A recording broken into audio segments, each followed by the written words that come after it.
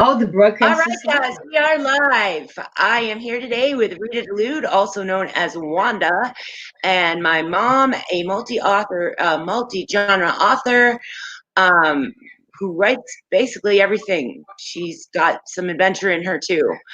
Um, I'm sorry we're late. We had some technical difficulties, but here we are now. And yeah, so let's start right out, Ma, and maybe you can tell us a little bit about yourself, writing, whatever works. Okay, sounds good. I've always loved to write, and even when I was very little, loved to write. Teachers, when I was little, elementary school and above, always found my writing to be good, encouraged my writing. Um, I can't say that I wrote books or anything, but whatever it was the assignment was, they appreciated my writing and praised it, gave me a lot of good feedback, and that's great. I can't say enough good about the teachers in my life. In fact, the first book that I ever wrote was Catch.net, and the main character was Janice Hardigan. And Janice came from my cousin, who I lost when I was 13. She was 13, I was 13. She had kidney disease. And so I named her Janice. But the last name, Hardigan, was my favorite ever teacher, was my English teacher, who was my journalism teacher in high school. And so I named that first character after two people I really who were really special to me in my life. Because you can always find that very special teacher that pushes you to do the best you can in the thing you do well. So, Yep. But I did want to go to college to be an English major, but my parents thought it was not very practical. What could you do? What could you do with a major in English? So I went to school for a business marketing degree, and before I graduated, I realized that was not something that I really wanted to do. So I switched over and got a teaching degree, and I became a teacher. So that's kind of the route I took. And with being a teacher, I was so busy with teaching and raising a family that I really never had time to write until I retired. And that's when I started writing fiction. Prior to that, I did write for newspapers, magazines, and so on. So I've done a lot of different kinds of writing, but I never could really spend time writing fiction until I had time, and that wasn't until so I really admire these writers that are doing it all. They're raising a family, they're working full time, and in their spare time, they're writing fiction. Yeah. I can't imagine how they can do it because I never could. I wish I could have started years ago, but I couldn't. You did all those columns though, growing up. I mean, I remember, I don't know what, when I go back and I think about you with a typewriter and that gross white correction tape stuff. I don't know what you were typing because I was probably what, 6? I mean, I don't remember, but I do remember that click, click, click of the keys, and there was always some kind of writing. That might have been dad's, yeah, dad's schooling. Well, there were a couple of things. Yeah, there were a couple of things. Your dad got his master's degree, well, when you were about that age, and I was working on my master's degree. So I would type his papers, do a little research for his papers as well, because he was working as an engineer. He was teaching, and he was going to school for his master's. So he's quite busy. Plus, he was coaching teams. Right. So I used to do a little bit of his research and a little bit of his writing and all of his typing of his papers. So I kind of helped him get his degree. And while I was doing that, I was getting my degree as well. About halfway through my master's degree, I quit. Said, I can't do this with 4 children. It was just too much. So I stopped. I didn't know that. I don't remember that. Yeah, I had 33 credits toward my degree. Wow. And I needed 54. So I quit, and I left it for about 10 years. Then I finally said, no, it's time to go back. And I did go back. They gave me a call one day, and they said, are you going to finish this? Somebody must have said, we need more students. We need more money. Yeah, we need more money. That's, colleges. You got kids in college. And they said, are you ever going to finish this? And it was like they were calling me out of the wilderness. Come and finish this. So I did. And Yeah. I'm glad I did, because I got a master's in writing, just writing, not English. We don't have to study the classics and figure out what did the author mean when they wrote these 3 words. None of that. It was, how do you structure a mystery? How do you write a horror? How do you write poetry? That was my least favorite course. But each course was an actual study in that genre, and it was Right. just fabulous. And That's taught by awesome. people who knew. It was. I wish every writer could have that experience. It was great. I wish I had that. I wanted to do that, but I just felt like I needed, with the therapy, it felt like more practical. I was still in the you got to earn money zone. It was what am I going to do? Right? And we know how well Book World pays. So, I'm just kind of learning that stuff on the street. Cents a book adds up really fast, doesn't it? Yeah. Yeah. Michelle's here. Hi, Michelle. So you I'm talked. sure there were other people here at New. Ooh, my screen went blank. Did I do something? No, your screen's not blank. You're good. Oh, okay. Yeah, I don't know. You still see me? Yep, you're fine. I see. Oh, okay. For a minute I saw black, complete black. We've had technical difficulties. Yeah, it's all right. It's hey, Okay. It is what it is. You talked about teachers and them being an important part of your story, and even naming characters after them. What would you say you've taken? Obviously, you were a teacher, a professor. Yes. Do you think that having taught writing and taught this kind of steered you back toward books, or did that work? What was that relationship of being a professor of writing and then actually going out and doing it, or was there no relationship? Oh, there was definitely a relationship. It kept me away from it because with being a writing teacher, I would spend 16 hours a weekend of grading, not necessarily grading, but marking papers, correcting, fixing, suggesting. I would write paragraph after paragraph alongside different sentences. And I remember one year I had a student say, were we supposed to read what was in the margins? No, I only wrote that because I had nothing to do all the weekend. So it affected my writing in that it didn't allow me time to write, but it also kept making me think, what if I had this assignment? Oh, cool. What would I have done with this, Yeah. I didn't do this or what. Or I'd get that one gem of a student that I'd say, take them aside and I'd say, look, you're a nursing student and you just took this one class because you had to have another 3 credits in the English department, but you've got a skill here and you've got the inside door to what goes on in a hospital. And I want to see you write a series of books set in the hospital setting. Once you get there behind those closed doors that nobody else gets to see, right? Because you know how to write and you'll know the inside scoop, like the lawyer who writes the books knows the inside of what goes on, or the taxidermist that knows, or the funeral director. You really know the inside. And I would take certain students aside and I'd say, I want to see that happen. And they'd listen. And I'd hear from them later, I'm still writing. I haven't published anything. Oh, that's great. Yeah, it's good. That's really cool. Yeah. What do you think the number one things your students taught you about writing without even realizing they were teaching you? Well, they always just tell me how hard it was. And clearly, it is hard. It's hard to. It was hard for them to get the words on paper and not fall. Sometimes they would turn in a paper and I'd cross out the first 3 paragraphs. And I'd say, your story starts here.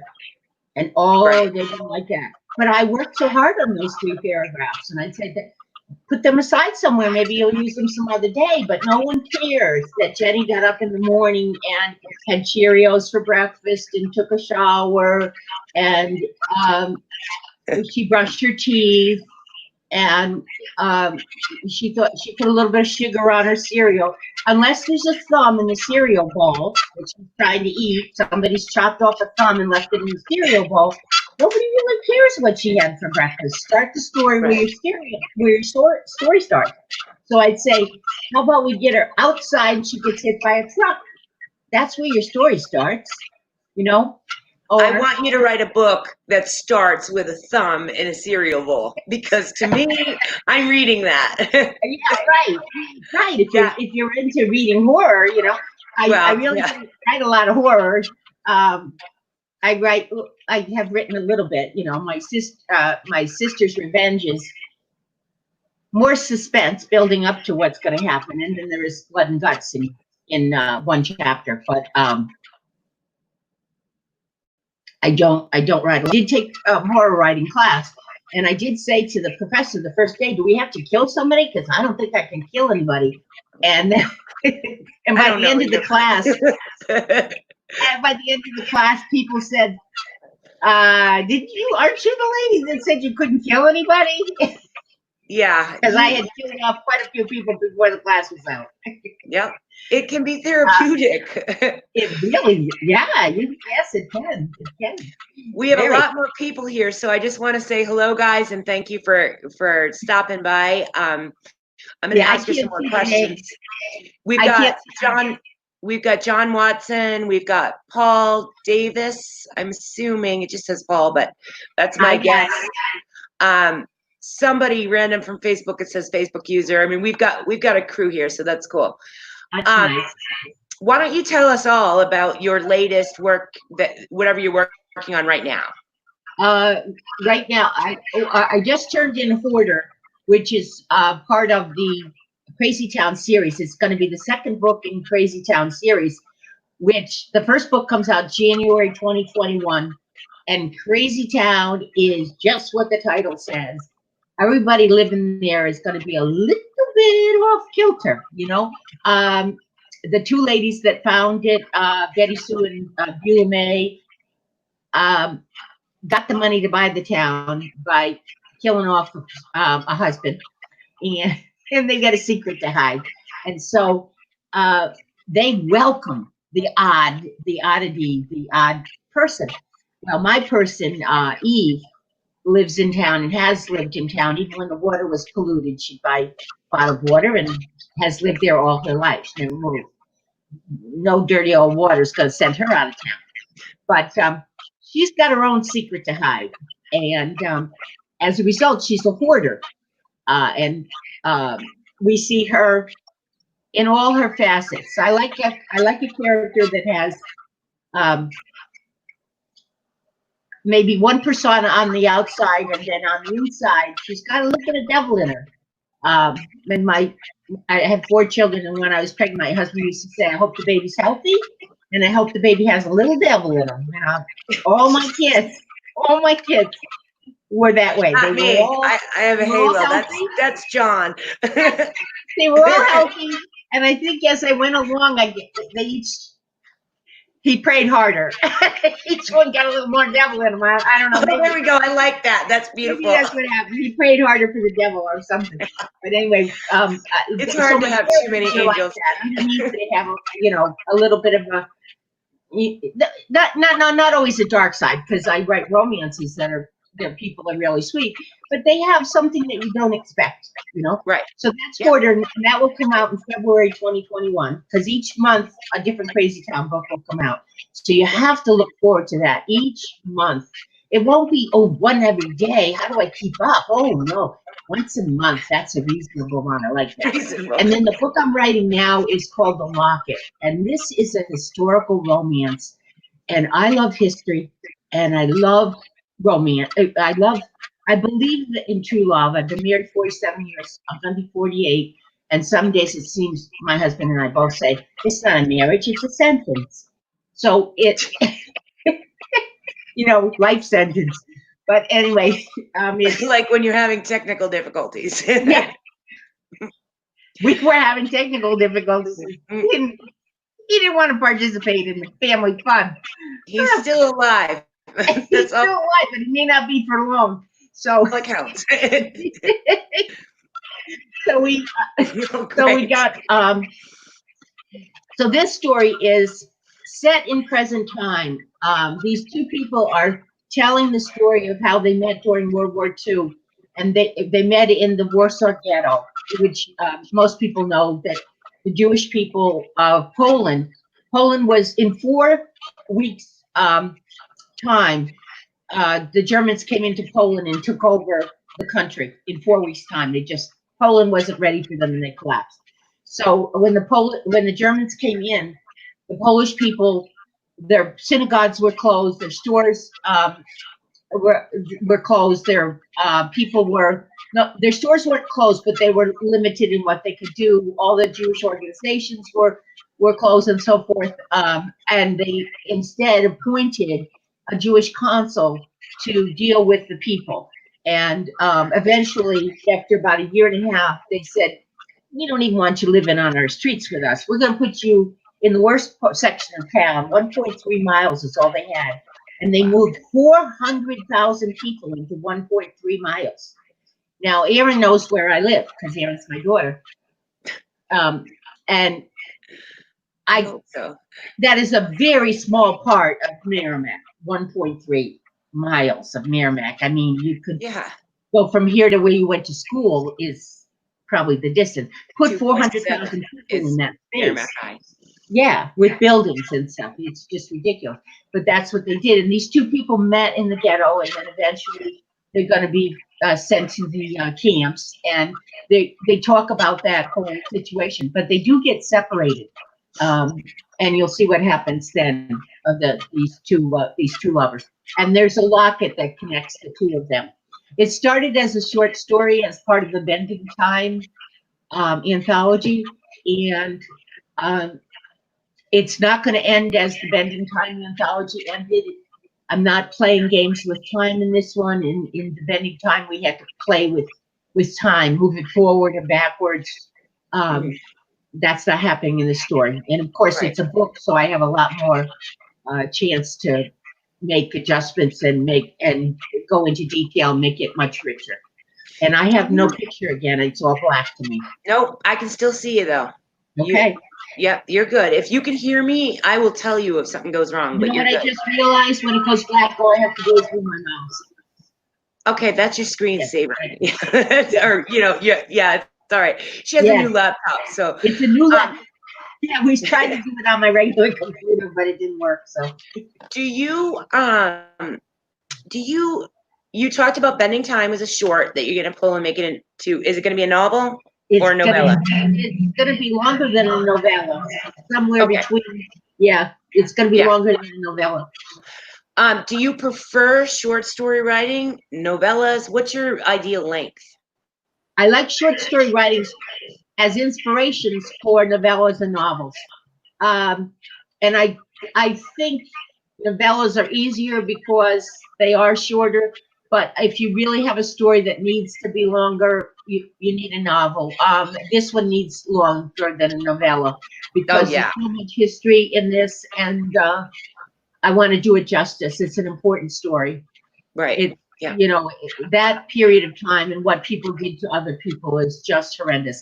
The next one I'm working on is For the Love of Lily, and it's the same time period, but it's set in the United States, where we had 120,000 Japanese Americans put in internment camps, and yet Japanese Americans were fighting with American citizens in the war against the Japanese, yet their family members were put in internment camps because Roosevelt was afraid they may be spies for the Japanese, which again, a cruel thing to do to people. So I want to tell that story too. I didn't even know about that, which is so sad and pathetic. I mean, I took American history until Jake had an assignment on it. Yeah, I didn't even know. I'm like, what are you talking about? Internment camp? I didn't even know. Yeah. So that's really important. Until that story. about 20,000 German Americans in internment camps, but it was harder to physically, you could see a Japanese person. Their physical structure is Japanese. They look Japanese, but it was harder to round up German Americans. They would have done that, more of that as well. But and it's something that's not really well covered in the history books. Eventually, they gave each person that was interred, I think it was $5,000. It might have been 20, but in reparations for what they had done to them. Because they were actually living in barracks with wire fence around and guard towers with guns and so forth. Can you imagine growing up in that? No, I can't. Yeah, yeah. So that'll be another historical romance. Yeah, that's so important, and where it isn't as well known, you know, you may open eyes, which is cool. Yes, exactly. What is your number one purpose with writing? Is it to open eyes? Is it to put out a message? Is it to entertain? Is it to keep yourself busy in retirement? I mean, what's your purpose? It's a good, well, if it's a historical romance, I wanted to entertain in the sense of, you know, people who like romance, but while they're there, I want the information that I include with it, the histories, the locations and so forth, to be correct. So I do a lot of research. I don't want to mislead, and I also want to inform for people who aren't aware of what happened and where and how and when. Right. I want that to be correct, and I do enjoy this as part of my retirement. I'm busy with 9 grandchildren, but I'm also this keeps my brain going, and I just truly enjoy it. I think I would do it whether I sold a book or not. I would. Yeah, I just really do enjoy it. I'm glad you did it. You guys don't know this. Obviously, I know this, but she had written a book, and I kept telling her, "Why aren't you publishing it? Well, what are you doing?" So finally, I just printed it. I don't know if you still even have that, into a big, kind of ugly, but whatever. It was to give her, look, you could be a book, and she did it. It was like a year later or two. It took some conning, convincing, and pep talking, but I was so happy when you did it. And then Jesse made that cover, which was stunning. So yeah, that worked out good. And now you're hooked. That worked out really well. That was Catch.net, and I had worked on that for 2.5 years, I think, and I showed it to Aaron. And one Christmas, I got this.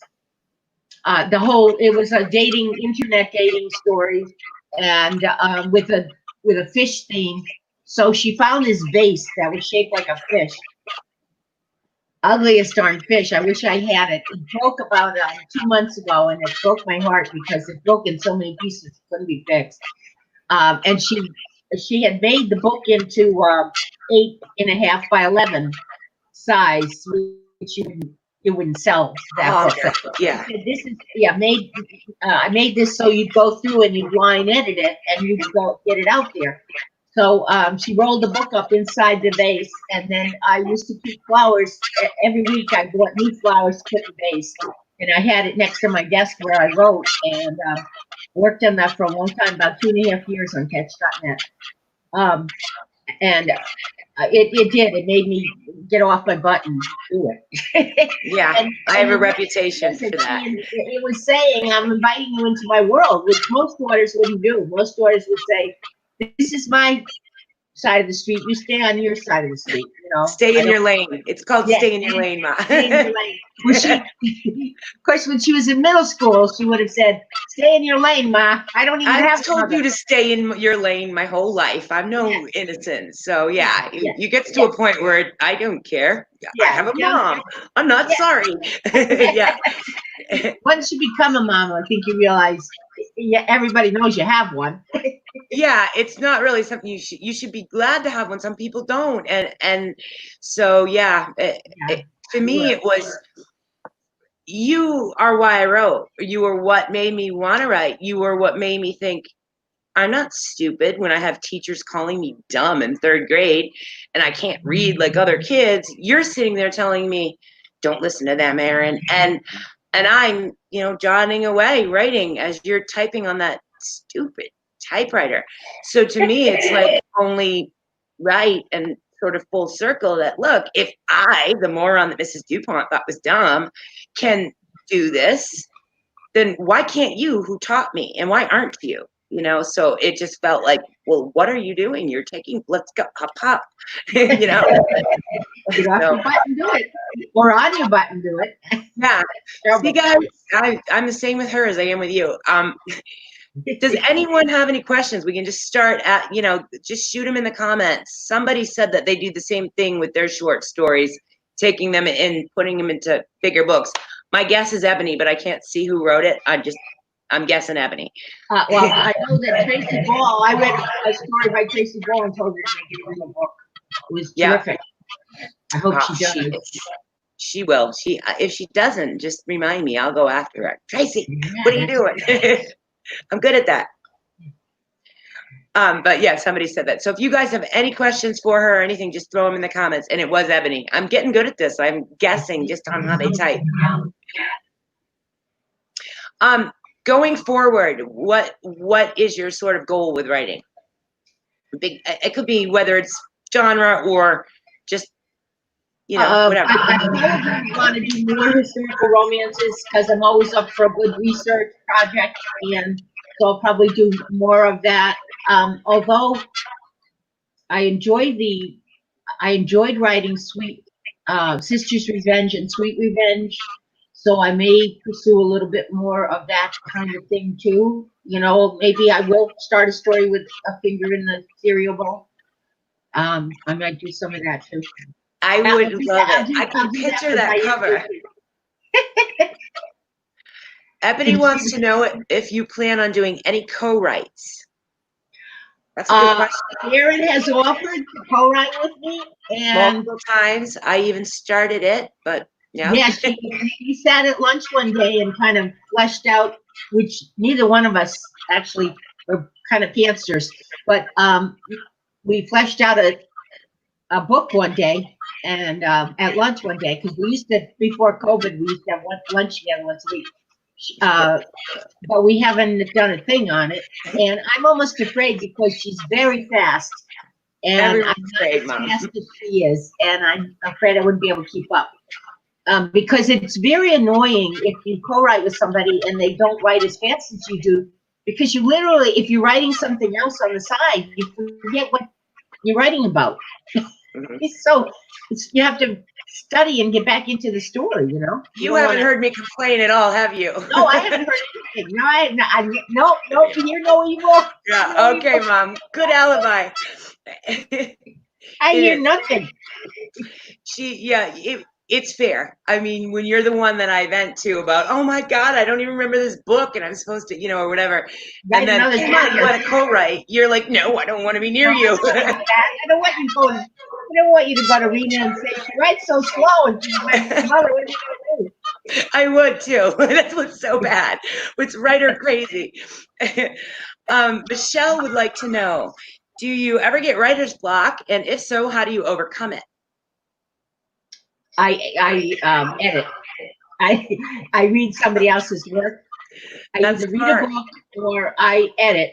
And a lot of times when I edit, I say, oh, I wish I wrote that. Like that sentence. Or how did they say that? And I get inspired by somebody else's writing, and I say, oh, I can do that. All right, I'll do that. So I switch over to someone else's writing, and then I go back to it. I just have to pull away for a day, a half a day, 2 days sometimes, and then I go back.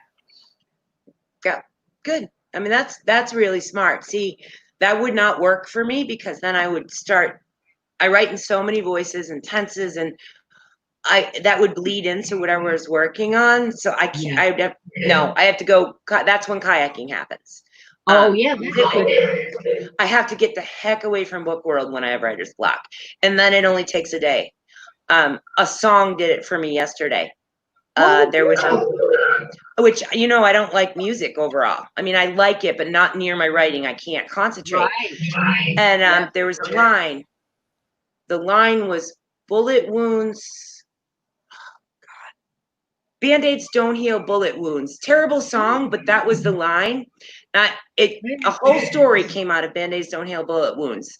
And I was like, this is how stories are born. So, yeah. But editing, I can see how editing would work too, though, in a different way. If you're not, your voice is more solid than mine. I think I'm still trying to figure out who the hell I am. You know, this is my voice, and I think that probably helps you where it hurts me a little. I'm still everywhere. Well, it's because you write so many genres, and you write more genres than I do, and I think that makes it different. Yeah, and I also co-write so frequently that I'm constantly like, okay, what is your preferred tense? The only one that I don't give a say to at this point is Rena. I'm like, otherwise I will write however they want. With Rena, I'm trying, well, she's there now, but with Rena, I was like, I want you to learn this because I know that Rena's got that same style and multi-genre as me.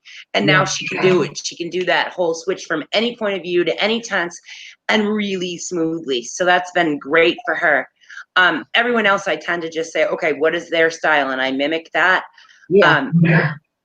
And that's important to the reader because when I read a co-write, I want the book to read as though it was written by one person.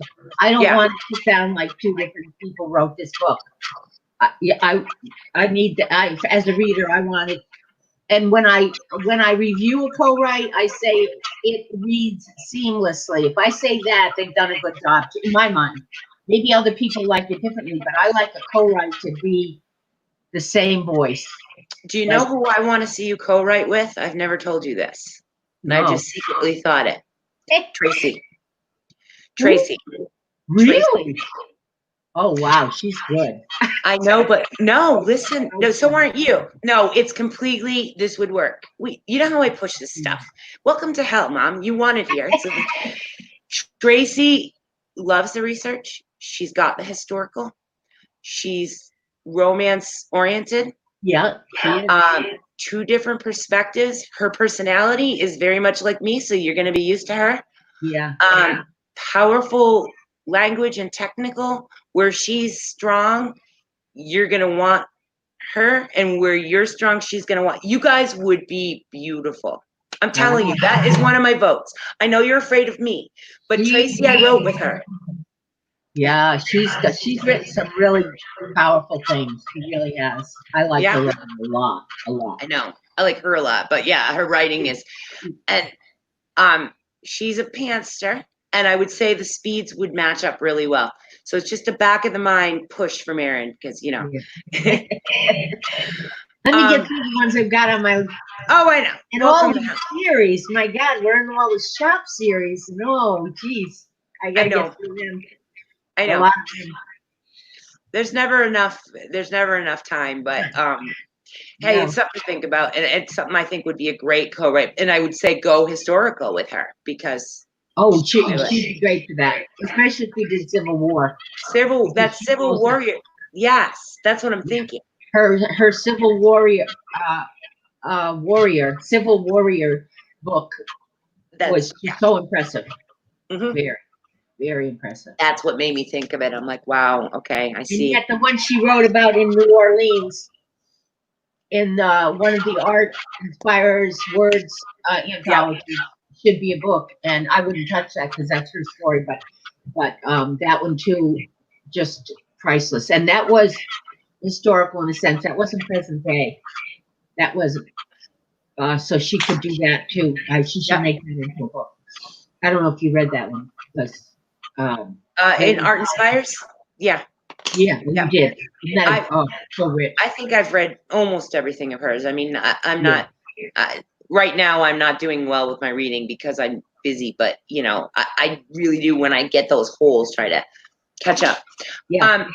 Okay, so let's take this backwards a little bit. Nobody has questions. Not right now. I mean, if you guys have them, keep them coming.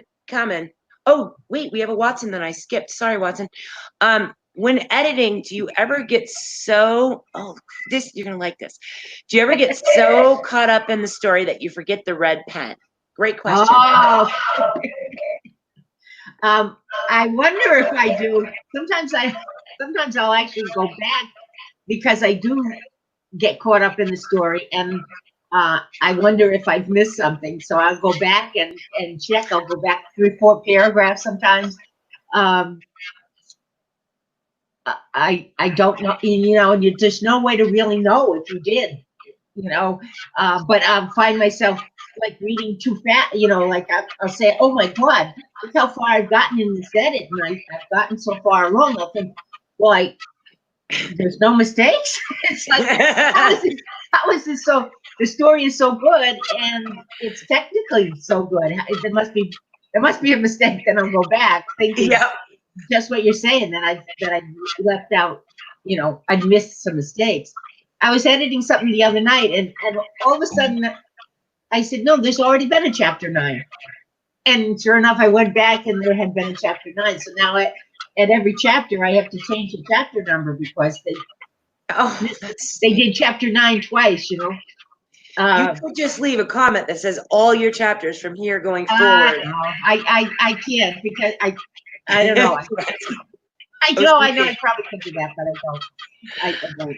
Unless I'm upset. Like if it's been a real careless amount of errors, then I'll be like, you take care of this yourself. I'm not doing this for you. Oh, I know, Mom. You're my mom. I know how it works. There's a line. If you're on the good list, she'll fix it for you. Once you cross that line, forget it. You're getting one mean comment, and you better come correct. Fix it. Yeah. Hi, Brown. We have more people joining us as we go, and are looking for any questions, things like that you're looking for Rita DeLude to answer. I think I've got them all. If I missed something, please repeat it, because I've got scrolling comments on the side here. I'm glad I did, because I'd be distracted. I am, and they know, Aaron. So while we're waiting for more questions, if you go back and look at all the books you've written, how many do you have right now? Maybe 16, something like that. 16, I think. What book or story, because it could be a short, are you the most proud of?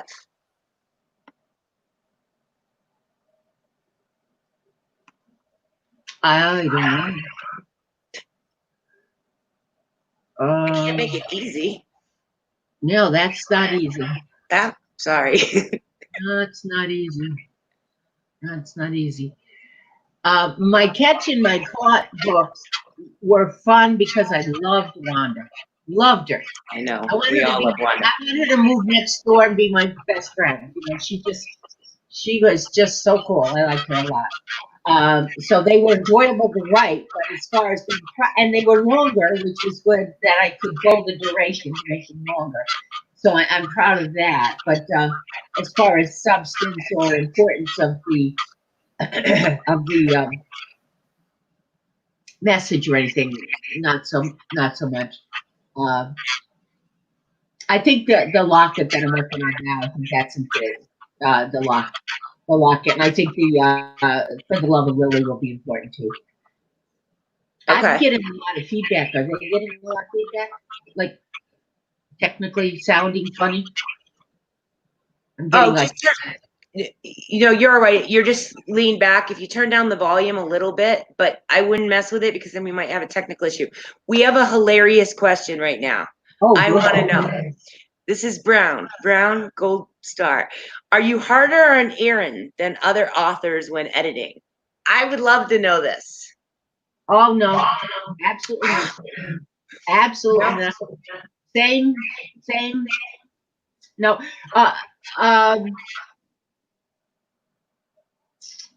Are you more blunt with me? Maybe? No. I don't think that. You know, like the comments in the corners, like I'll say to some editor, I'll say, you know, I just said to somebody, I can't remember whose I did the last one I turned in, but I said, you know, I think she would be more, there had been a rape scene, and I wrote, I think she would be more upset the next time. Like she then later had a scene where it was a love scene, and I said, I think she would be very hesitant after having had that happen to her. And she wasn't, you know, because it was somebody she loved. Yeah. And I just said it right out. And that author then can do whatever they want with it. They can leave it the way it is, or they can say, yeah, maybe that's true. Maybe she's going to be afraid. Maybe she's going to say, no, not now, or not, I'm not ready, or something. They can decide. And I would do the same thing with you. I wouldn't say, hey, you stupid jerk. No, You're doing she it. doesn't. You know, Yeah. Okay. She I does wouldn't call not you do this names or stupid anything. jerk. I don't do No. that. No. I do that with anybody.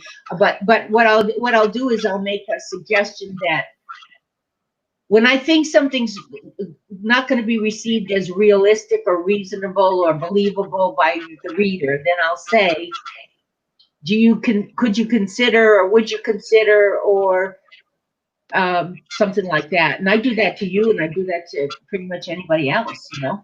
Yeah. I always wondered that too. I'm like, maybe she goes easier on me too because she has to see me at Thanksgiving. Like Oh I no, always wondered, is it literally the no. same or Remember when interesting? you first started? I used to say, well, that's pretty boring at the beginning. I mean, I want some action here. Remember? Yeah, Crazy like I me. do. I said, hey, get the group together and let's have a fight. Let's do something there. I was like, lady, you write a book. You have no idea how hard this is. But I Like, knew who the what you hell do you needed. think you are? Yeah, I knew what you needed. I didn't have to write it, but I knew what you needed. you were And right. I just secretly hated you for that I week. know I mean, that's my job. that was the plan. Yeah, exactly. But it worked out, and you were right. And then I had that editor because some editors will make you do 30 rounds, and that editor was 6 months of back and forth, and I was Yeah. like, oh my god, this is how publishing is. This is crazy.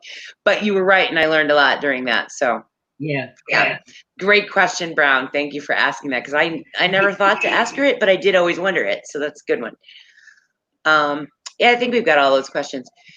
So your proudest, we I got think it's going to be the locket. I think that will be. okay.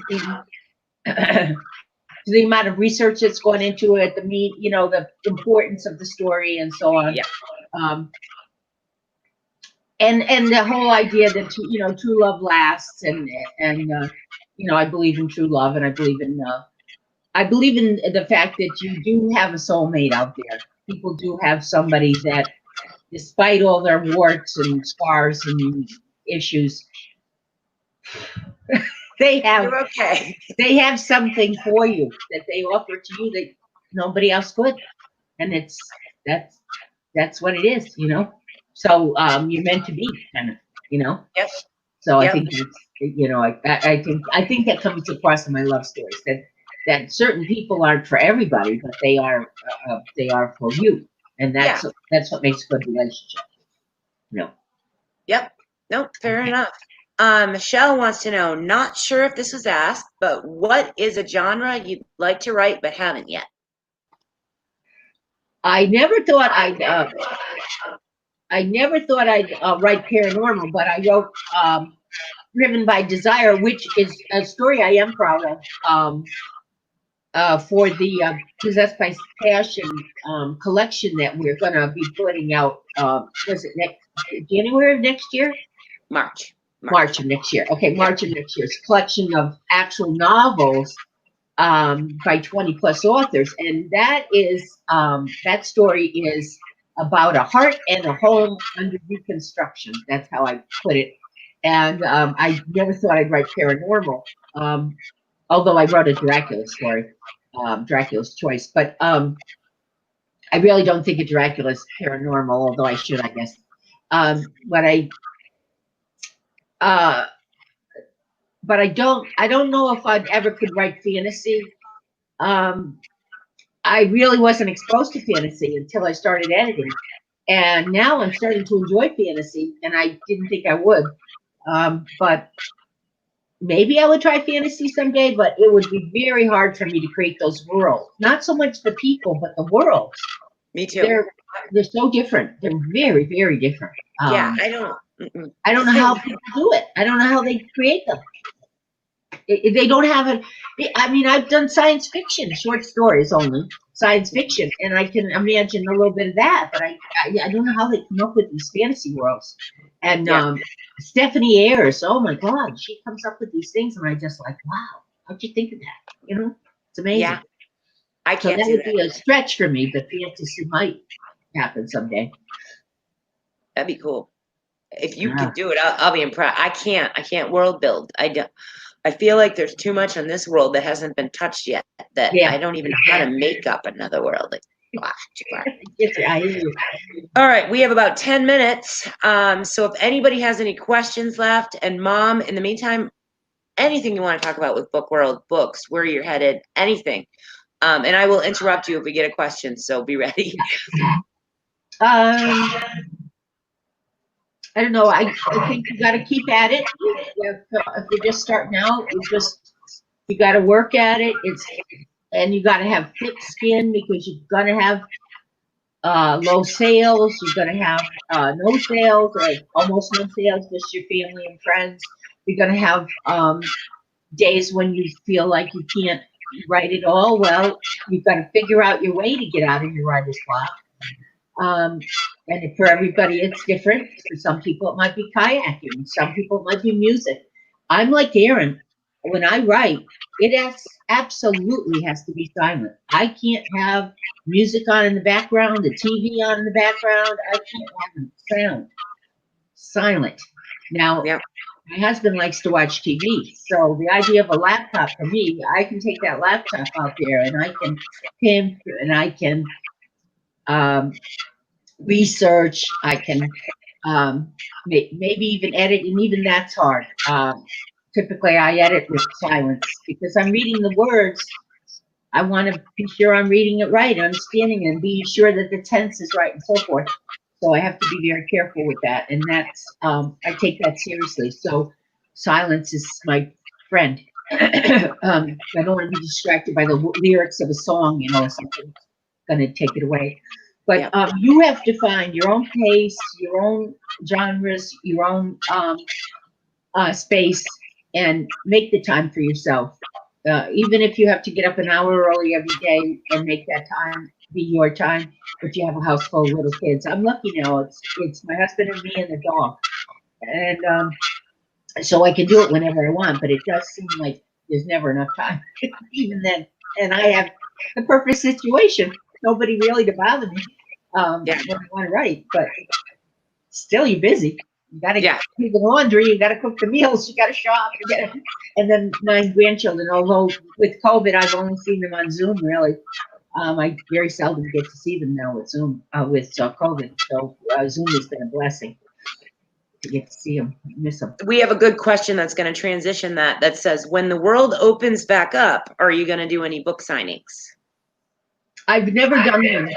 I would love to do one. I'd be awfully nervous that nobody would show up, but I would love to do one. I just never have. I could go with you. I'd show up and we could just. Yeah, well, you and me, and I could. I'll have to show you. When Aaron and I have lunch, we're funny. I'm the bag lady. I always have a bag. See, here's it's filthy. This is a crazy ink bag. I always have a different bag. And when we go for lunch, I bring all the books that I've gotten from since the last lunch, and I have her sign them. Can you see them? Wow. There you go. So these are the ones, and I've got 2 more ordered that'll be in this week. Drum roll for Dallas and Poland, Mexico. And so these ones aren't signed yet. So I have to get these signed when I see her. So that'll give you some idea of how long it's been since I've seen her in person. March 19th. It helps you. Is that right? March 19th? Yeah. That's Chrissy Finn's birthday. She was one of the girls in my wedding. Finn's birthday. Well, there you go. Yeah, that's her birthday. I think it's also St. Joseph's birthday. I think really? If I remember right. You have got a. Well, Catholic school. I went to Catholic school for 8 years, so that'll do it too. Yeah, you'll know those things. St. Patrick's on the 17th, St. Joseph on the 19th, March 19th. I can't really remember my kids. All right, favorite book you've read. Oh, that's good. Favorite book I've read. East of Eden. I love that. And that's a thick book. That's a big, long book. That's a really great book. That's the book that Oprah had stopped her book club for a while And then somebody gave her East of Eden. And she said, hold on here. We have to start this book club up again. Oh, I that's took cool. East of Eden for the first time. And she said, it's just a wonderful book. You know, I love John Steinbeck. I love Jack London. The two of them were reporters first. And like Erin, I did newspaper reporting, but I did not. She covered everything. She covered everything. I covered the good news stuff, feature stories. And I also did a town column twice a week for 18 years. And so you learn to write short. You learn to write very succinctly. Each word counts. And so it's a different kind of writing. So Jack London, you know, Called the Wild and so forth. John Steinbeck, Grapes of Wrath. That's another one of my very favorites. The Okies going out to, you know, during the Dust Bowl and the Depression and so forth. They wrote, every word counted. There wasn't a lot of flowery, like that Great Gatsby. I couldn't get into it. But those books, because they were written by men who were journalists first, I enjoyed them. I enjoy their style of writing. And I that's kind of how I write, but I don't add a lot. And, you know, I don't use a lot of adjectives. And I often, when I edit, I'll cross out people's adjectives. Mm-hmm. Whether they decide to leave them in or not, that's up to them. And if I pick up their book later and I see they left them in, it doesn't hurt my feelings. It's their work, not mine. Yeah, no, it's their voice, and they know what. Yeah. And their name is on the book. My name, right? You know, not on the book. I don't. You know, it's not mine to choose. So Ebony's favorite is Of Mice and Men. I think that's Ebony. Oh yeah, I love Of Mice and Men too. In fact, I did one of Girls and Kitty for one of the Art Inspires Words. Yeah, I did Of Mice. I took Of Mice and Men, and I did. I'm sure she owns that too because she has all those. Hey, Kat. Oh, it's Kat. Are you the Of Mice and Men person, Kat? That's fascinating. She loves that. She likes Steinbeck. I shouldn't surprise me. Kat the Card Catalog. All right. M.W. Brown wants to know if you could co-write with anyone, living or dead, who? That's a good one too. Wouldn't be Erin. I'm afraid I couldn't keep up with that. Oh my God. Living or dead. I'd love to meet John Steinbeck, and if the only way I could meet him was to co-write with him, I'd figure out a way to co-write with him. But I don't, you know, he's John Steinbeck. I don't think he's want to co-write with me. That's why the question's so great. It is a great question. I love it. Kat is a great Gatsby fan, she says. Oh no, nope, you can have it. Nope. No thanks. No thanks. Now see, the book is always better than the movie, but I'd rather watch the movie on that one. Wow. Yeah. That would be fun to watch. That's a real insult to the book. Yep.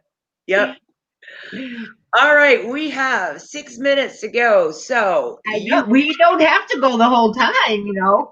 Well, exactly. But if you have anything else you want to add, don't want to put people to sleep here. They don't seem to be sleeping. We got some great questions here, but last minute stuff. Anything? No, that you wish I asked you, you know, because I don't know. We don't pre-plan anything. So I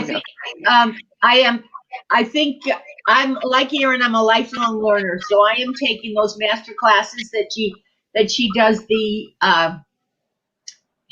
reviews of at times.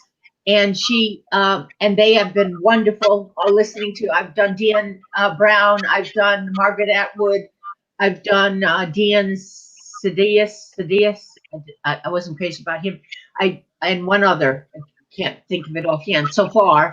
And love them very much. I don't watch them. I listen while I'm pimping or while I'm doing something else because, you know, I try to multitask. But I do look and see how they look and stuff, where they are, what their room looks like, and so on. And then I just kind of listen. But they're great. And I've taken workshops. I got my master's in writing. Workshops are a great way to improve your work. You're with other writers. It's a very helpful thing to do to get critiques face-to-face, in person, if you want to keep improving your writing, it's important. A lot of schools, like my school where I got my degree, once you get your degree there, you can sign up for any course you want for $25. Just you don't get credits towards another degree. I wonder if Keene has that. I would do that in a You heartbeat. just audit. It's just an audit fee. It's great. It's like 50 wow. now. I mean, the way they have prices, but yeah, you can just audit the class, and which is nice because I've done it before, and they're all taking some kind of test or something, and you just walk out. Oh my God, I want to do this. All right, I'm Yeah, gonna there's try no that. grade, Yeah. there's no stress, there's none of that. But you get the benefit of the instruction and the other people and the interaction. It's great. So workshops like that, or Erin and I went to see Jodi Picoult one night speak, go and listen to other authors speak. That's helpful because find out little tips they give you about what they do, what works for them. I think that's important. It's helpful to find out how, what everybody's process is. I do not outline.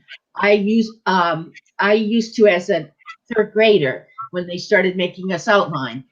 We had to turn in our essay and we had to turn in an outline. I would write the essay, and then when I get done writing the essay, I would write an outline that matched the essay. Because I couldn't write an outline in advance. I did the same thing. I'm like, are you kidding me? When does this stupid thing do? Okay, it's due Friday. I'll have it done tonight. The outline, I do it on Tuesday. Yeah. Okay, well, this is why I know I'm not adopted. So we're that way. I can't do it. So what I do with a story is I say, I'm going to have these two people. Let's say Rhode Island Rendezvous. It's coming up with the Statesman series coming out in July. It's out now in paperback, but it is coming out in ebook in July, and it's a romance. It's set in Newport, Rhode Island. I picked Rhode Island as my town. I said, okay, they have a rich kid. It used to be female college, but it's a rich people's college, right on the ocean there. I'm going to have a student from the college, and I'm going to have a townie. Well, that's what would be my term for it. But I'm going to have somebody local, and they're going to meet, and the people at the college are going to be looking down on the locals because they're all from very wealthy families. However, my characters, I like to have a little texture. So the girl really is not like the people at the college. She's a farm girl from Iowa. She mucks out the stables when she's home. She doesn't have anybody who does that for her. She helps her dad. And the boy that she meets, his family owns a lobster company, and he goes out on the boats every day and does lobsters. And I've been out on a lobster boat and pulled in lobsters, so I was able to bring that into the story. And that's one thing about my work. I've been around long enough that I try different things and I try to work them into my stories.